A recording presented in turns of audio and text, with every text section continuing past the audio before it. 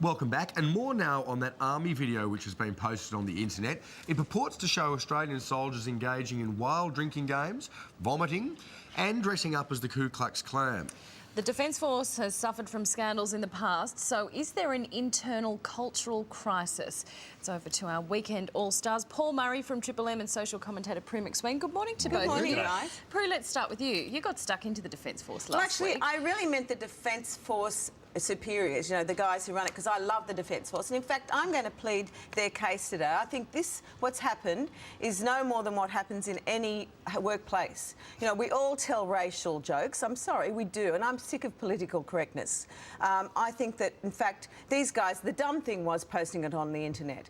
But, you know, we all do it. They were a bit silly because they got caught. But the Ku Klux Klan's a bit further than a racial joke. It is, and probably they shouldn't have done that. But, you know, men do this. I mean, this is not unusual. You blokes, don't do this. I bet you've been dressing in a sheet overnight. What I love about always these stories is that instantly it's come out, of course, that all of this happened as a result of drinking.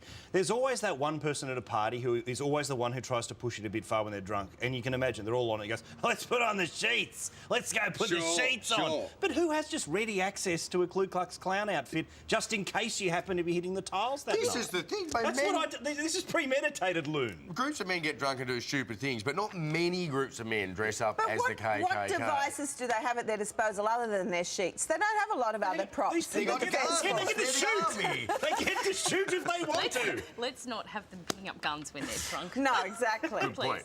They got tanks, they could drive those around, go to a few doughies in a tank. Moving on, and a new study claims angry men get ahead while angry women get penalised. The Yale University research says a man who gets mad at work tends to be admired for it, but on the flip side, a woman who loses her cool is viewed as incompetent and out of control. Prue, does this research anger you? Well, it does. I mean, it's typical of the alpha male stereotype that if a woman's tough, she's a ball breaker, and blokes, you know, well, that's great. You know, it's something to be admired. I mean, this is like the sort of female version of mad cow disease, isn't it? Where, you know, if you're angry, you're a mad cow, and, you know, this is bad. You know, I think that women just have to, you know, the feminists come and beat their braless chests and wring their hands. But at the end of the day, this is a fact of life that women in business have to accept, I guess. Yeah, but I think that the era of the yelling boss is kind of over. Like, I think you are a bit of a loon if you have to scream and yell at work, because it means you are trying to lord it over your colleagues. Yeah. If a boss does it, they've lost control. If a junior does it, they're a loon. That's a rational thing. Yeah. I think we all do it. Okay, we all get angry, but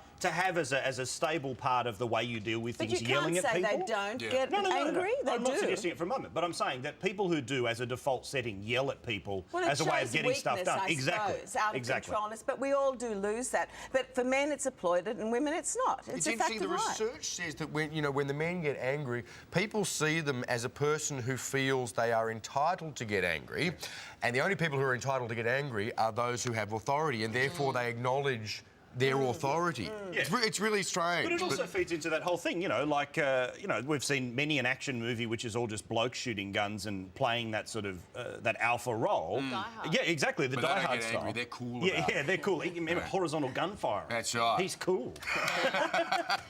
OK, moving along. Finally today, superstars Brad Pitt and Angelina Jolie are to be immortalised by Australia Post. They'll appear on a 50-cent postage stamp. Brangelina will join the Queen, the Pope and Australia's sporting heroes.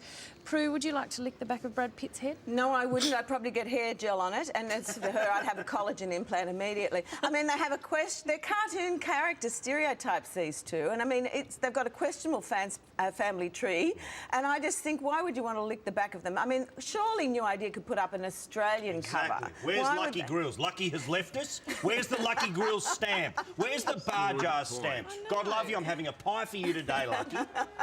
He did. He died last week, Lucky Grills. Where's the Aussie? Where's Rob Ruff? Just celebrating, you know, that wonderful crossover from game show to news presenter. That's an achievement. That's right. Worth noting. They could have a hologram image of him where one moment he's hosting Family Feud and now he's reading the Queensland News. Yeah, one is Fiona McDonald famous, one not. Happens. Thanks, guys. Invaluable advice, as always. What insight. Indeed, we really get to the heart of issues here on this segment, don't we? Paul, Prue, thank you.